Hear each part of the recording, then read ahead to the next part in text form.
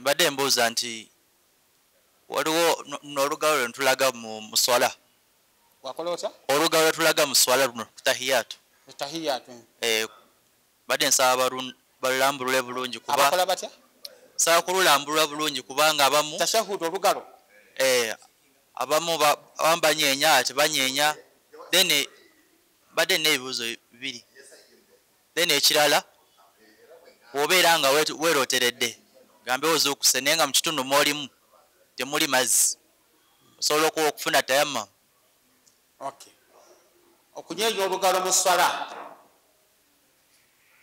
Bw'oba olunyeezezza swala tefa. Waliwo hadisi wadde nga tetuuka nnyo ku ddaala ly'amaanyi naye abagyekwatako bagikola ki? Bagyekwatako. Bw'oba onyeenyezza swala tekola ki? Bw'oba olazizza bulaza era swala tekola ki? Ekikulu olugalo kubeera nga lulazibwa. Kusitula olugalo kyekikulu. Kubanga Nabbi sallallahu alaihi wasallam bwe yalinga mu swala ku tashahudu yasitulanga olugalo. Kati ensonga y'okunyeenya n'obutanyeenya eyo nsonga ndala. Ekikulu ishara kubeera nga mulusitudde. Oba ntegereka bulungi. Bw'oba olusitudde busituzi n'oba nga tonyenyeza tewali buki? Tewali buzibu. Oli alunyenyeza nga alaba nti alina okulunyeenya yakwata nti lukuba shayitaani okusinga ekyuma naki ono yabeere nga waddembe okubeera nga wakola ki kuba weyakwatira. Naye totta swala y'ono totta swala y'oli.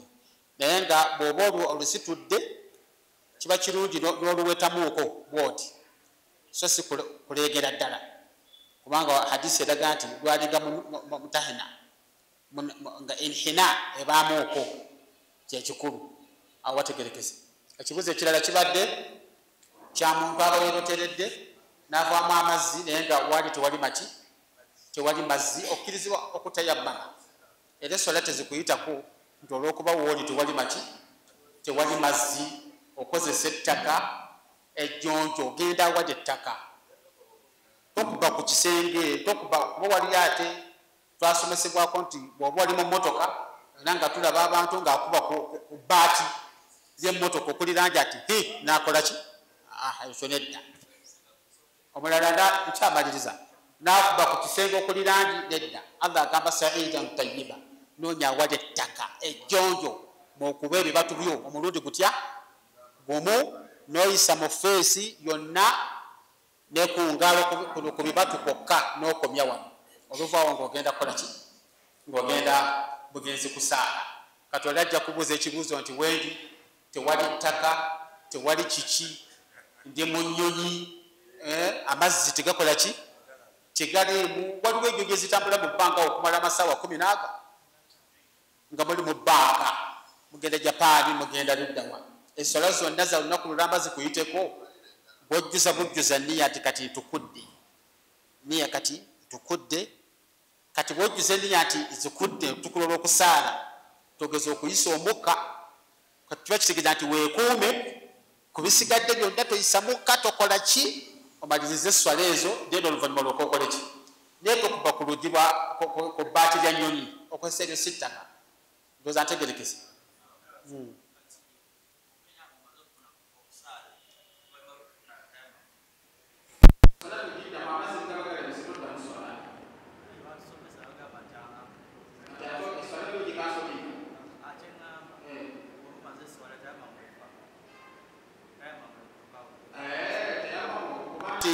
Sesala swala nyingi kasita amazzi galabika.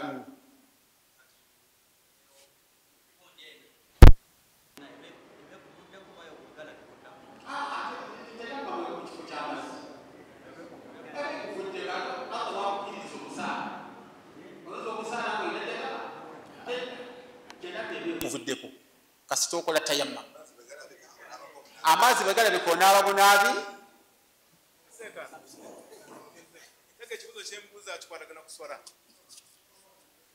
Waliwo abantu nga bagenda ku rukuuhu bagenda amini nga bava nga bagenda ku sujudu. Ndaba engeri abantu bagenda ku sujudu ngeri bbiri. Waliwo abagenda ku sujudu ng'asosezaawo mikono ne wabeerawo agenda ku sujudu ng'asosezaawo biviivi.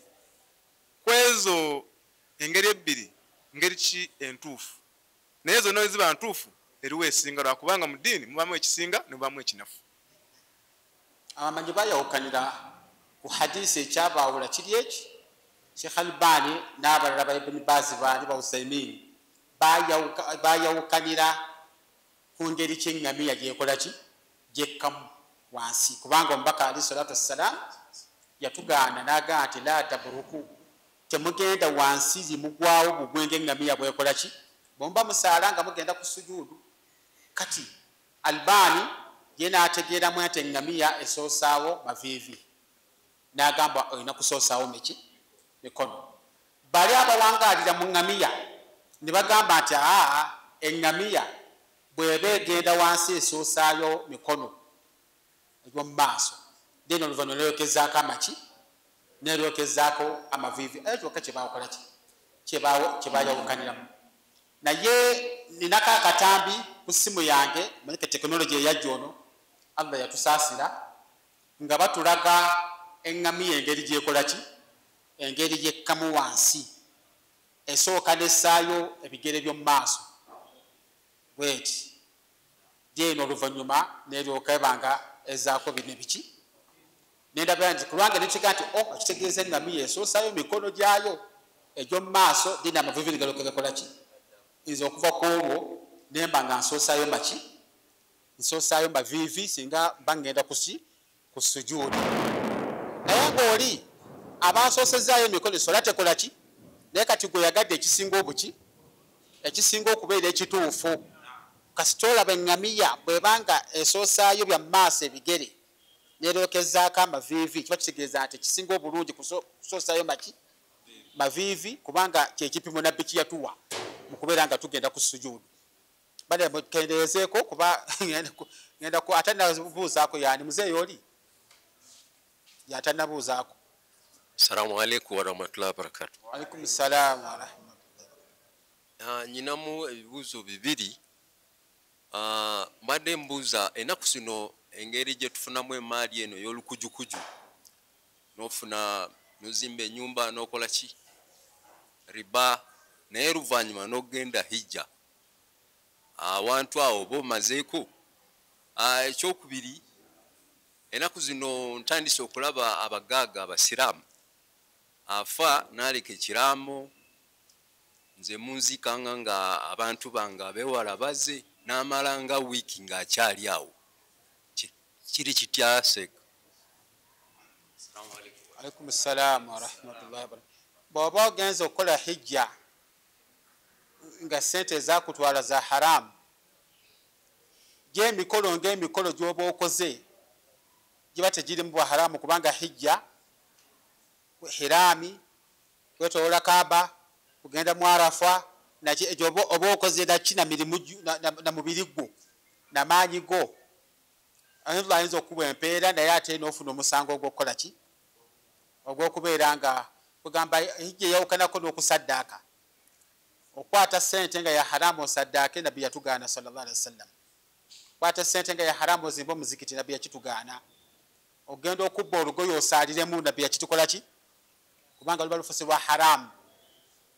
Naye nga olina okubeera nga sente zikutwala mu hijja nga za halaali hijja eryoka ekole ki eryoka ebeere nga ofuna empeera enzijuvu era Allah alyoka agikkirize kubanga innama yatakabbalu llahu min almuttaqin kyategeeza kuba nti okola nga okozesa ebintu nga bya halaali.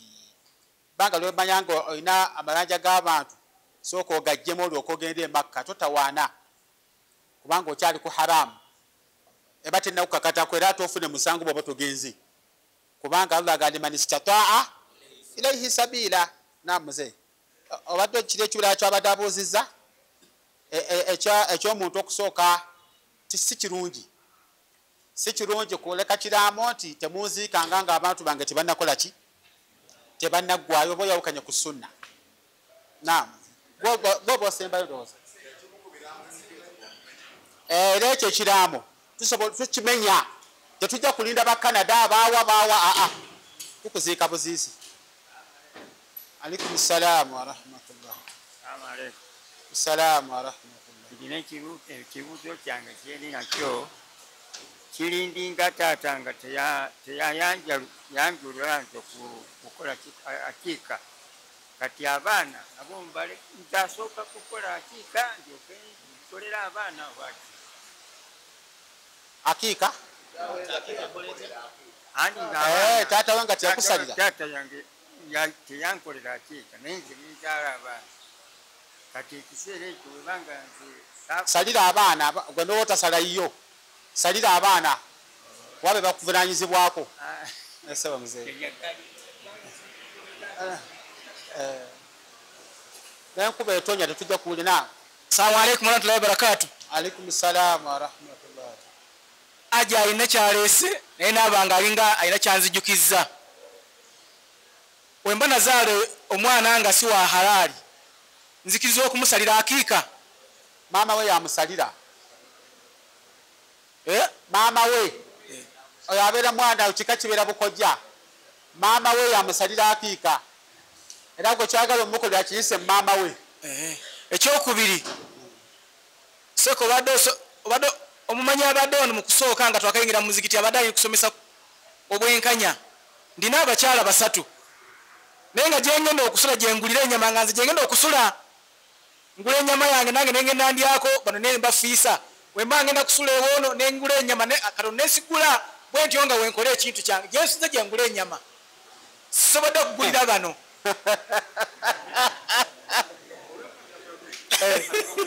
Sekabudala leka mbuze. Sekabudala ali kwanukula. Ekibuzo kitegerekeze. Waliyo ekirala ate? Ali sekabudala ansaze. Sekabudala akugambye nti awo obeera mwenkanya kubanga woosuze oguliddewo ennyama. Eno gye baalidde toguliddeeyo ate ogenze baye nabo gye bakola ki? Nabo gye balyako bwoto